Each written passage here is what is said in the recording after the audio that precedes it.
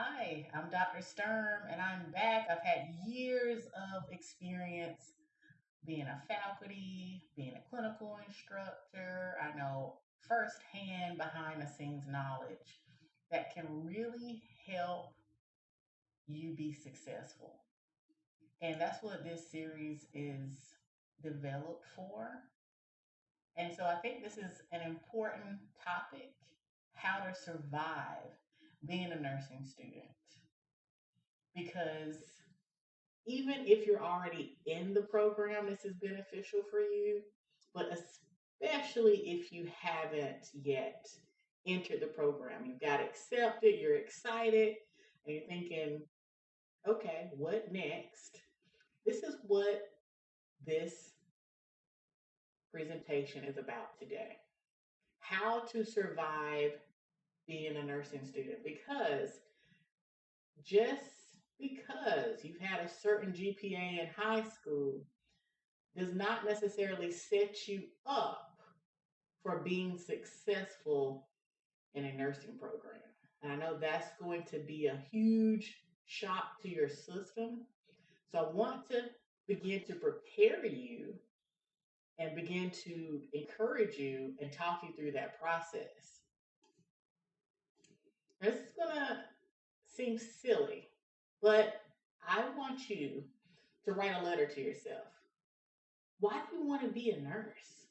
And I want you to be as detailed as possible. And then I want you to also elaborate on what specific things are you willing to do to make this a reality for you. And this letter is going to be so important. And we're going to touch back on this throughout this series, but this letter is so important because when you have the high moments, the great quiz grade, the awesome exam grade, you're on cloud 9, 10. When you don't meet those expectations that you have in your mind, that's when it's so important to have something to remind you of why you started this journey in the first place. And so I really want you to understand what your why is. This is probably the most important step for your journey to be successful. The second thing that's very important for you to be successful is developing your support system. All right, so we all know that once you get accepted to a nursing program, everybody's all behind you. Like, yes, you can do it. Go ahead, go on. I got you. We're here for you. And then what happens is when reality hits and you're not there in the capacity of where you used to be. And that's a hole now. Then you quickly begin to realize, okay, my support system is starting to struggle. Okay, so I want you to be proactive about this because a lot of students who are not successful, it's not all the time because of the academic. A good portion of it is the inability to handle those outside factors, the family, even if you're single. I mean, don't have a family, but still managing your family. So I want you to establish what is your role within your family? What's your role if you're within your family if you're single? Okay, so you need to understand both individuals need to have a plan. Okay, are you the breadwinner for your family? Can you handle going part time? Will this impact your partner? How will the roles begin to change when you enter this program that is full time, full speed ahead? Okay. And if you're an individual, you're single, maybe you're staying home, maybe you're independent, do you have friends, family members who ask a lot of you, from you? What do you need to establish before you enter the program? So, we can go on, but I think you understand what I'm beginning to articulate to you. Next, identify your support system. Who is your support system? Who is your core friends? Who are your neighbors? Okay, but who are your family? Right? Family can be blood. Family can be who you say is your family, right? It's not just blood is your family. You have other family as well. So, who are these individuals? How are they helping you along this journey?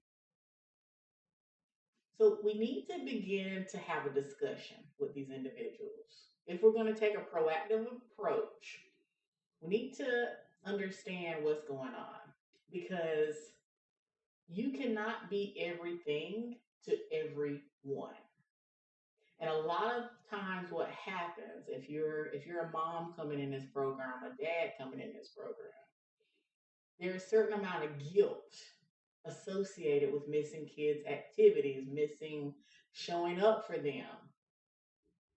Well, you have a village and sit down and talk with your children if they're of age or old enough and say which games are that you really need to see my face at. Okay, which games are non-negotiable that I need to show up to for you? Because this program requires a lot of from me, but I also want you to know that I'm here for you as well. So which games do I need to show up for? And in my place of those other games, I want to invite your auntie, your uncle, your grandparents. These individuals in your life love the opportunity to spend with your children. Do not underestimate that. That's powerful. If you have younger children, it's always nice for them to see that mommy needs or daddy needs some me time. And you need to have you time and play, right? This is healthy. And then we're going to have playtime together and figuring out how to frame that so they understand and they know that you're still there for them. But they also can have some independence and they need to understand when you need some independence and time for you to be supportive.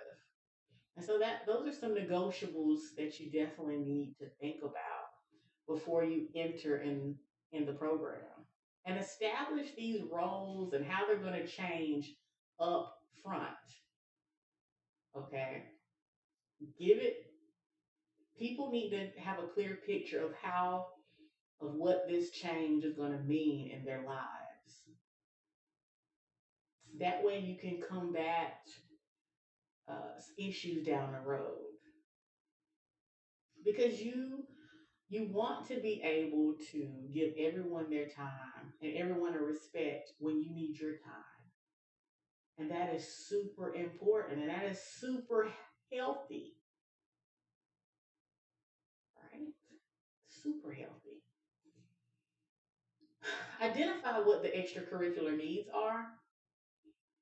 I mean, again, I mentioned this in a previous slide, and that was that you need to understand what are the games. If you have children, what are the games that they need? Is it track, basketball? Are they doing all the things? You can't be all the places, right? So we have to enlist our family. We have to enlist our tribe who said from our day one they want to support us. But what way, what does that look like? And you have to give people details about what you need and if they can meet that, right? And not be upset or be offended when they can't meet that, right? Because everyone has something going on. But let's establish what our tribe can do for us. Now, if we're single, then we need to think about what things do we like to do, right? Do we like to do this adventure that you see in this picture? Do we like to go to the movies? Do we like to Netflix, Hulu? We love reading books. You know, what are those extracurricular things that you like to do? You like to talk on the phone? You like to be on social media? You know, really track and see what are the things that really take up your time. That's going to be very important, very important. And document these things. This may surprise you the most,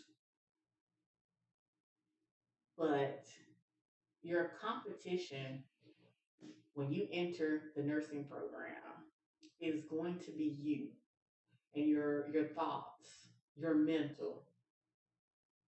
It's you against you, your feelings, how you process things, your emotional intelligence. This cannot be underrated. You need to understand what your needs are mentally. And the reason why I would like to emphasize this is because when you enter a stressful program, even if it's not nursing, it's going to stretch you to the limit. And if you already don't have adequate coping mechanisms in place, this is going to exaggerate issues and it's going to make it difficult for you to process information when multiple activities, multiple assignments are being handed to you. It's going to make it difficult for you. So what is your mental? Do you have some emotional damage? What is it? Articulate it, voice it. What is that issue? Because if you don't come to terms with whatever in that headspace you've had going on, it can be the nail of you progressing. Okay? You have you have to understand yourself. And it's super important about understanding yourself because you need to know if you're the type of person that can speak up for yourself, if you're the type of person who can verbalize your feelings correctly, if you're the type of person who properly uses emotions, understands your emotions, you're not tucking them back, you're letting them surface, you're evaluating them for veracity and moving forward. Can you do that? I urge you to write down everything I said and go back to that letter that I asked you to write. Go back to detailing what it is you want, how you plan on making it through this program, because that's your action list. And when you're thinking about you, remember, it's not too late. A lot of you may be in a accelerated program in summer. Maybe your attention is a little delayed. Remember your why. This is your action list. This is your action.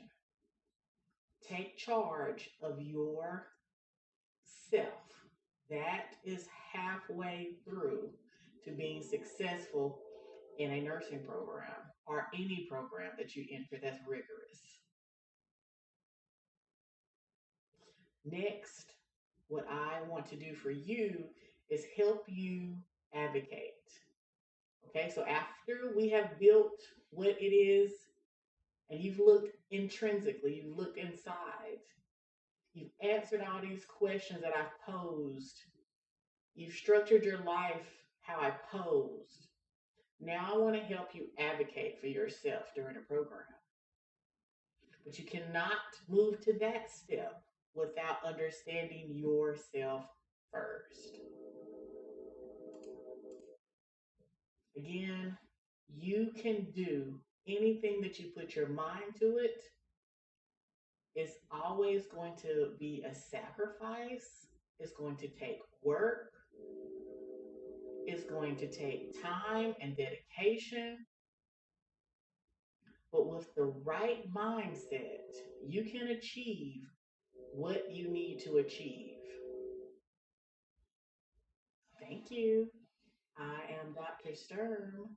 I've got a savage way of looking at things, a savage mindset about meeting goals, a savage way of helping you meet your goals and take your learning to the next level.